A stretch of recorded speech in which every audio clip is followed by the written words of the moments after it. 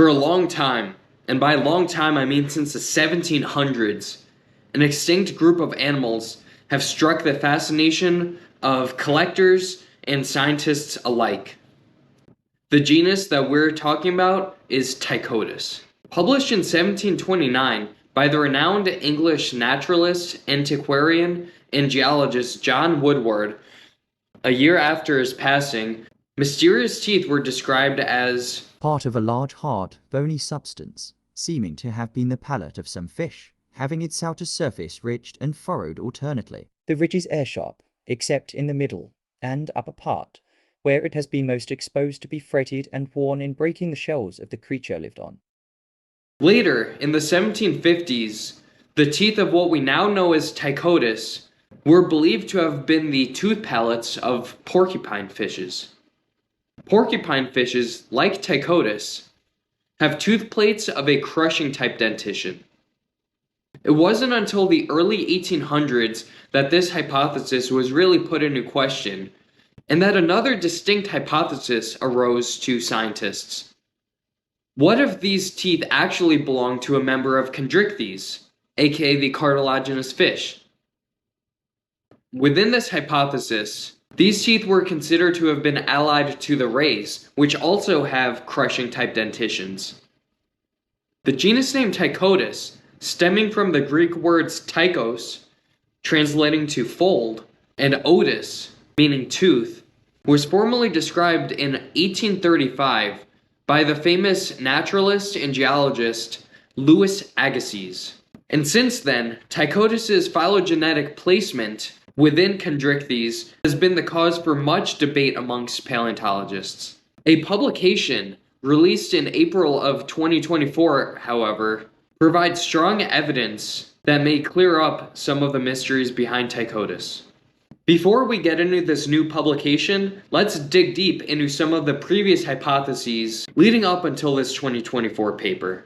My name is Ben Goode, and welcome to Elasmocast. Now, if you're already this far, I know that you love sharks.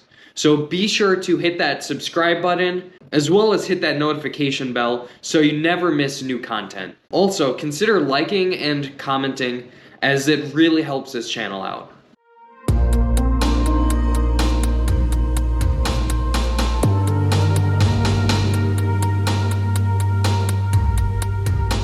Getting back to this, by far the most common fossils of Ptychodus are its fossilized teeth.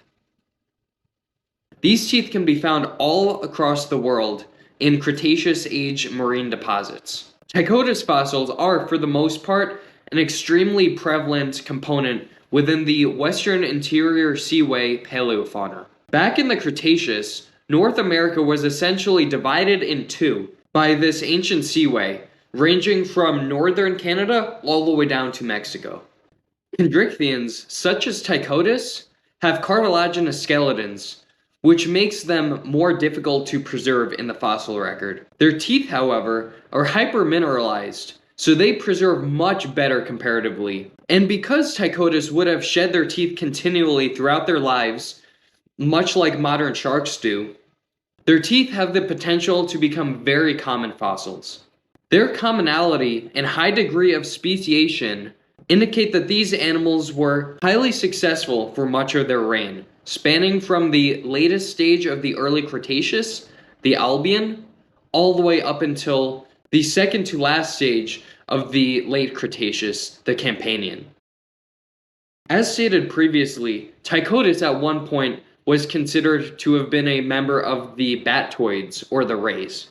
The important characteristics between some rays and Ptychodus would have been their duriphagus dentitions, which means that they have teeth meant for crushing shelled prey. Batoids are considered to be the sister group of the true sharks, the cetaceans. Batoidae and Selachii form a group called Neoselachii.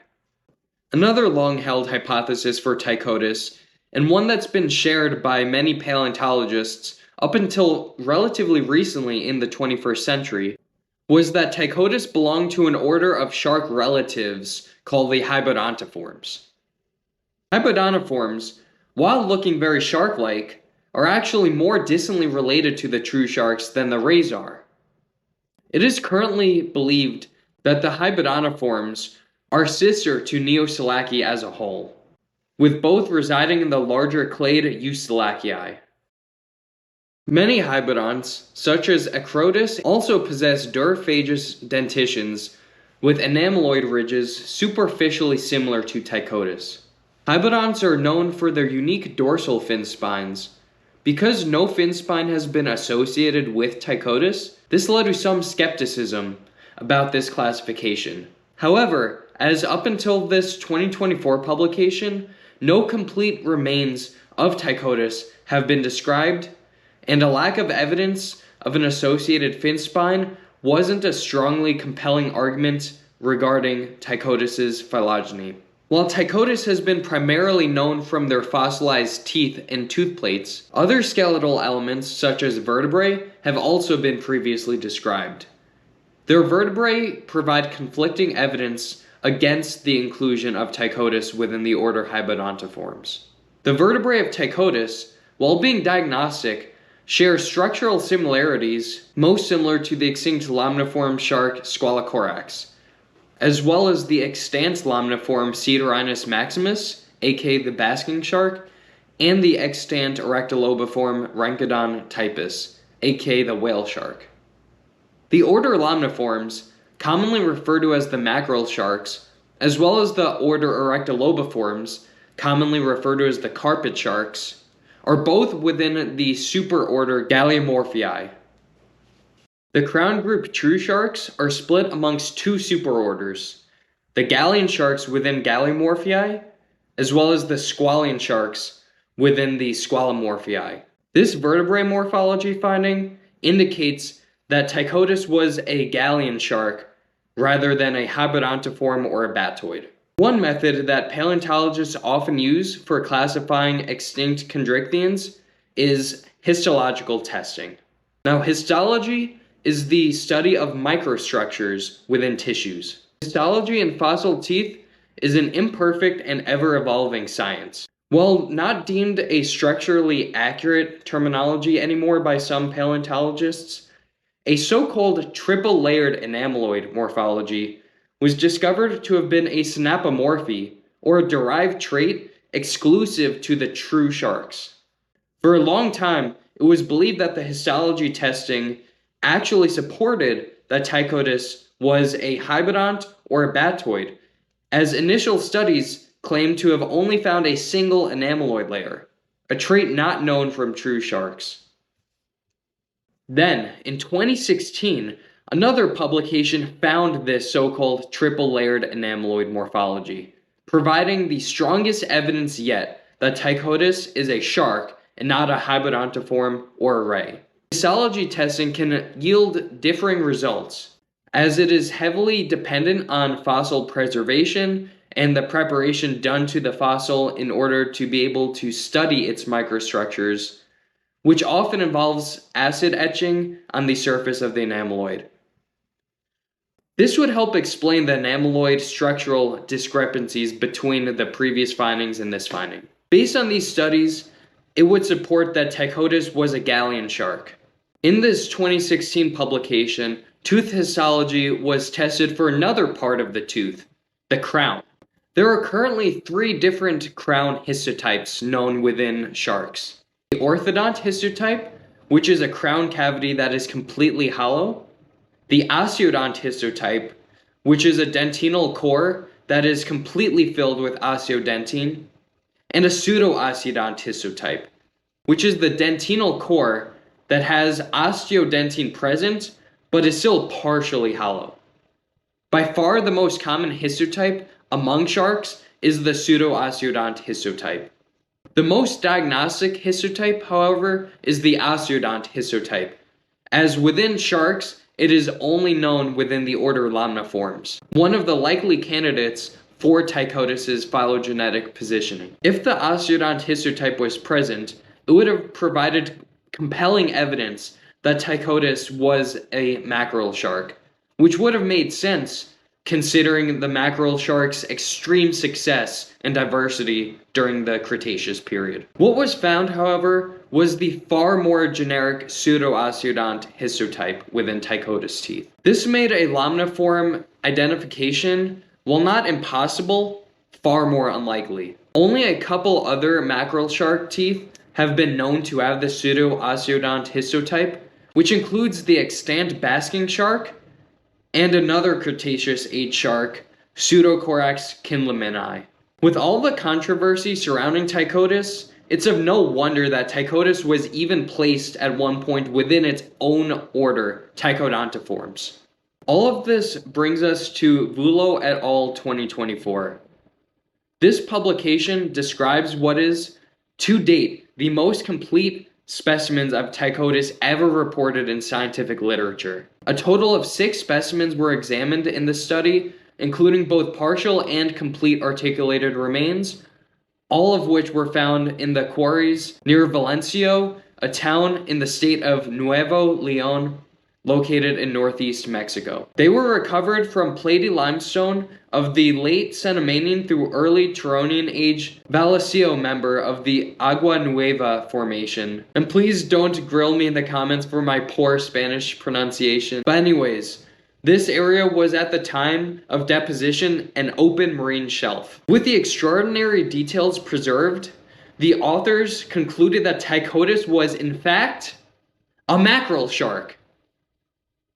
Their reasoning for placing Ptychodus in the order Lamniformes is the presence of an occipital crest, as well as having jaws extending well past the back of its head. This study also found some very interesting characteristics about Ptychodus as well. It has been believed that, with their pavement-like dentition, Ptychodus would have preyed upon bottom-dwelling shelled organisms, such as mollusks and crustaceans, as well as open water animals such as ammonites. The new specimen found that several aspects of the Ptychodus specimens, such as fin, vertebrae, and eye anatomy, indicate that this animal was a fast-swimming open water shark, like the modern-day great white and salmon shark, among others. This suggests that Ptychodus was preying upon open water shelled animals, such as sea turtles and ammonites. The publication also discusses size estimates for Ptychodus. Ptychodus was a shark that truly reached gigantic proportions. While this isn't necessarily new news,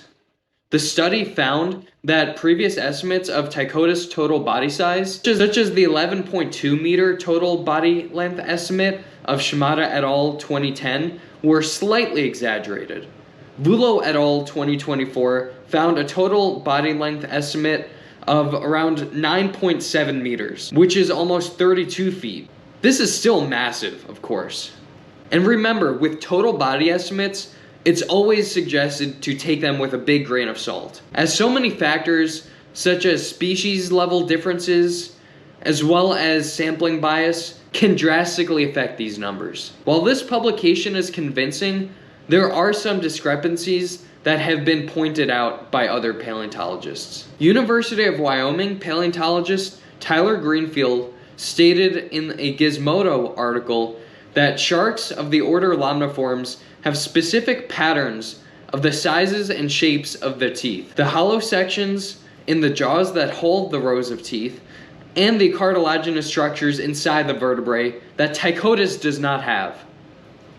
He continues, stating that those features are overlooked by the authors of the new paper, and they instead use certain characteristics of the cranium and jaws which are not unique to Lamniformes to classify Ptychodus. Instead of the Lamniform classification, he suggests that Ptychodus should instead be placed within the now invalid order Anacrassiformes, citing similarities between Ptychodus and anacrastid sharks Squalocorax and Tychocorax. Now, Tychocorax's validity in of itself is a little bit questionable, but that is a topic for another discussion. As discussed earlier regarding the vertebrae anatomy similarities between Ptychodus and Squalocorax, and given that these sharks both evolved within the early Cretaceous, I do suspect that these genera are closely related.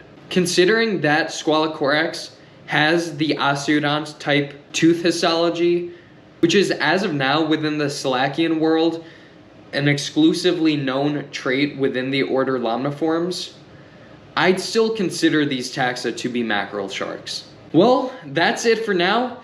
Thank you so much for watching. Please consider liking, subscribing, hitting that notification bell so you stay updated for any new shark-related content. My name is Ben Goode, and I'll catch you guys next time.